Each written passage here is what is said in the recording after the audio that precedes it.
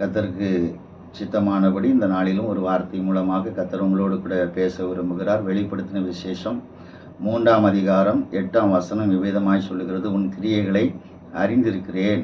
உனக்கு கொஞ்சம் பலன் இருந்தும் நீ என் நாமத்தை மறுதலியாமல் என் வசனத்தை கை கொண்டபடியினாலே இதோ திறந்த வாசலை உனக்கு முன்பதாக வைத்திருக்கிறேன், அதை ஒருவனும் பூட்ட மாட்டான். ஆம் பிரியமானவர்களே, இந்த நாட்களில் தேவன் உங்களோடு கூட பேசுகிற வார்த்தை என்ன அப்படின்னா, ஆமாம், உங்கள் கிரியைகளை கர்த்தர் பார்க்குறேன். நான் இவ்வளோ கர்த்தருக்கு நன்மை செஞ்சேன், இவ்வளோ காணிக்கை கொடுக்குறேன், இவ்வளோ காரியம், இவ்வளோ நேரம் ஜெபம் பண்ணுகிறேன், எனக்கு ஏன் இன்னும் பதில் கிடைக்கல அப்படின்னு சொல்லி நம்ம என்ன செய்கிறோம்? வருத்தப்படுகிறோம். ஆம் பிரியமானவர்களே, தேவன் அறிஞ்சிருக்கிறார், கிரியைகளை என்ன செய்கிறார்? கவனிக்கிறார்.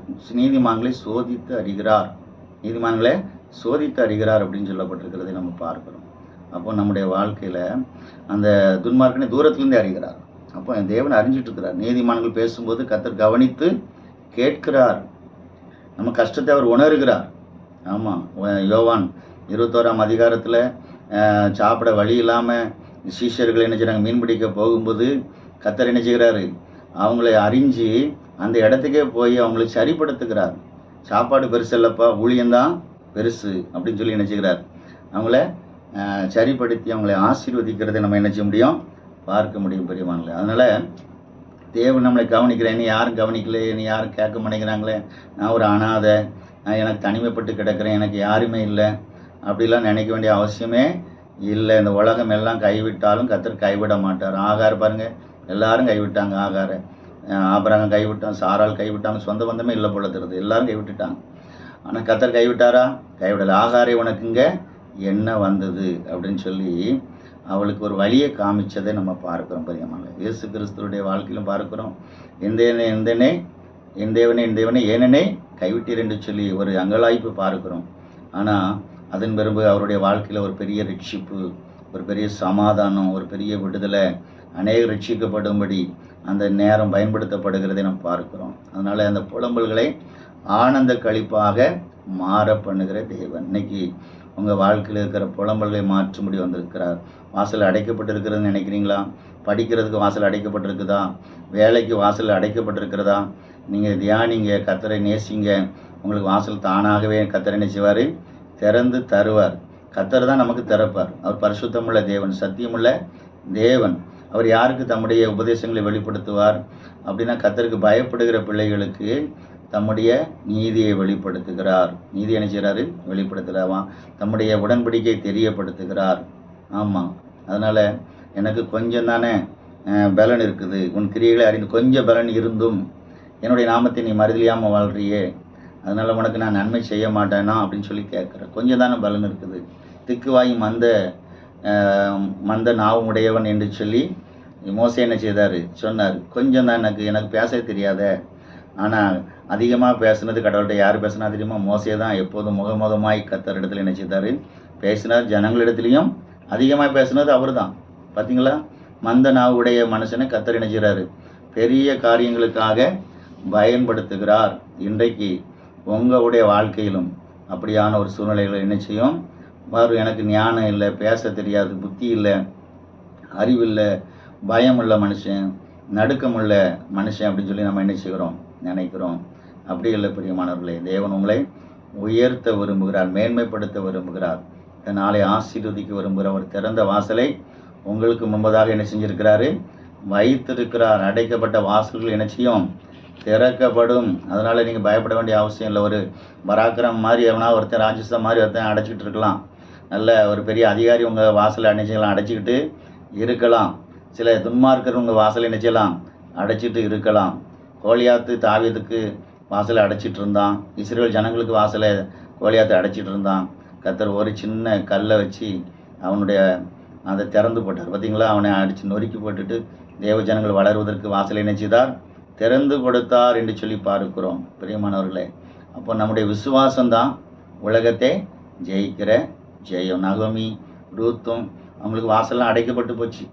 இனிமேல் பிழைக்க முடியாதுங்கிற சூழ்நிலை வரும் பொழுது கர்த்தர் சொன்னார், நீ உன் சொந்த தேசத்துக்கு போ, அங்கே நான் உனக்கு வழியை உண்டாக்குவேன், உனக்கு சந்ததியை பெருக பண்ணுவேன் அப்படின்னு சொன்னார். எல்லாரும் இழந்து போயிட்டாங்க. பிள்ளைகள்லாம் இழந்து போன பிறகு கூட நகோமிக்கு சந்ததியை கர்த்தர் உருவாக்கி கொடுத்து ஆச்சரியப்படத்தக்க வகையில் கத்தர் அந்த சந்ததியில் தான் கத்தரே பிறந்தார். இயேசு கிறிஸ்து அந்த சந்ததியில் தான் என்ன செய்தார்? பிறந்தார். பிரியமானவர்களே, பார்த்தீங்களா? அப்போ நம்ம கத்தர் சொன்ன இடத்துல இருந்தால் தான் நம்ம பெருக முடியும், ஆசீர்வதிக்கப்பட முடியும். அப்போ தான் கத்தர் வாசல் என்ன செய்வார்? திறப்பார். நான் எனக்கு எல்லாம் தெரியும் அப்படின்னு சொல்லலாம் நினைக்கக்கூடாது. நமக்கு எல்லாம் தெரியும்னு சொல்லி நினைக்கக்கூடாது. கத்தருக்கு தான் எல்லாம் தெரியும். அவர் தெரிஞ்சிருக்கிறதுனால நம்ம அவரிடத்துல தான் போய் என்ன செய்யணும்? ஞானவான் இடத்துல போய் கேட்க முடியும். கத்தர் தான் ஞானவான், புத்திமான். அவரிடத்துல கேட்கும்போது அவரில் நமக்கு அவரை பார்க்குற அளவுக்கு நமக்கு பரிசுத்தம் இல்லாமல் இருக்கலாம், நமக்கு ஜெப வாழ்க்கை இல்லாமல் இருக்கலாம். அப்படிங்கும்போது கத்தர் ஞானவான உங்கள் வீட்டுக்கே என்ன செய்வார்? அனுப்புவார். கத்தர் அனுப்புவார். நமக்கு என்ன தேவையோ நம்முடைய பலனுக்கு தகுந்தபடி நம்மோடு கூட கத்தர் என்ன செய்வார்?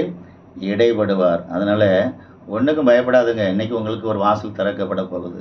ஆசீர்வாதமான வாசல் என்ன செய்ய போகிறார்? திறந்து தரப்போகிறார். உங்கள் குடும்பத்துக்கு வேலை இல்லையா? வேலை கத்தர் கிடைப்பதற்கான வாசலை என்ன செய்வார்?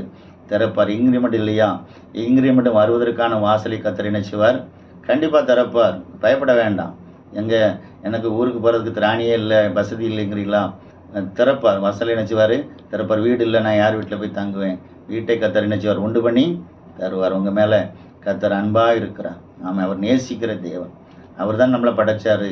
அவர் நம்ம மேலே அன்பு வச்சிருக்கிறார். அதனால் நிச்சயமாய் நமக்கு என்ன தேவை என்பதை அறிஞ்சிருக்கிறார். அவர் நல்ல மேய்ப்பன். உள்ளுள்ள இடங்களில் என்ன செய்கிறாரு? மேய்க்கிறார். எங்கே பிள்ளைகளுக்கு ஆகாரம் கிடைக்கும், எங்கே செழிப்பு இருக்குது, அவர் நடத்துவார். நான் அங்கே போக மாட்டேன், நான் இருக்கிற இடத்துல இருப்பேன்னு சொன்னால் நமக்கு வறட்சி தான் என்ன செய்யும்?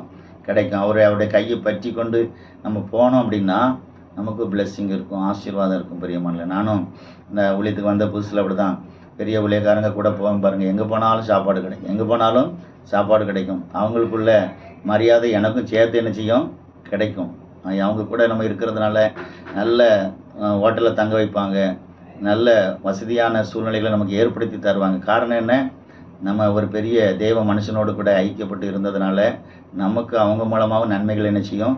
கிடைக்கும். ஒரு தெய்வ மனுஷன் மூலமாகவே அப்படி இருந்தால் நம்ம கத்தரோடு கூட இருந்தால் எப்படி இருக்கும் பார்த்துக்கிடுங்க. அப்போ அதே மாதிரி நம்ம கத்தரோடு கூட இசைந்து இருந்தோம்னா நமக்கு எல்லா வசதிகளையும் கத்தர் என்ன செய்வார்? செய்து தரும். உலகம் செஞ்சு தரும், பரலோகம் உங்களுக்கு செஞ்சு தரும். இந்த பூமி உங்களுக்கு தன் பலனை தரும் சொல்லியிருக்கிறது. கர்த்தர் நன்மையானதை தருவார், பூமி தன் பலனை தரும். நிச்சயமாய் கர்த்தர் உங்களை ஆசீர்வதிக்க விரும்புகிறார். உங்களை பெருக பண்ண விரும்புகிறார். ஆசீர்வதிப்பார். ஜெபம் பண்ணுவோம். ஸ்தோத்திரிக்கிறோம் ஆண்டவரே, இந்த பிள்ளைகளுக்கு திறந்த வாசலை கொடுக்கும்படி ஜெபிக்கிறோம். எந்தெந்த வாசல் அடைக்கப்பட்டு இருக்கிறதோ அந்த வாசல் இன்னைக்கு திறக்கப்படட்டும். கற்பத்தின் கனியை உண்டு பண்ணி தாங்க. அதே போல் அந்த திருமண தடையில் இருக்கிற பிள்ளைகளுக்கு திருமண தடைகளை நீக்கி தாங்க. பிள்ளைகளுக்கு வீடு கட்ட முடியாமல் இருக்கிற பிள்ளைகளுக்கு வீடுகளை கட்டுவதற்கு வாசலை திறந்து கொடுங்க. வேலை இல்லாத பிள்ளைகளுக்கு வேலை வாய்ப்புகளை கொடுங்க. முன்னேற முடியாமல் தடுமாறுகிற பிள்ளைகளுக்கு முன்னேற்றத்தை கொடுங்க. கடனை அடைக்க முடியாமல் இருக்கிற பிள்ளைகளுக்கு கடனை அடைப்பதற்கான வழிவாசலை கத்தர் திறந்து கொடுக்கும்படி ஜெபிக்கிறோம். கர்த்தாவே, இருளை மாற்றுங்க, கவலைகளை மாற்றுங்க, கண்ணீரை தொடங்க தகப்பனை. இப்படி சமூகத்தில் இந்த பிள்ளைகளை நாங்கள் அர்ப்பணித்து ஜெபிக்கிறோம்.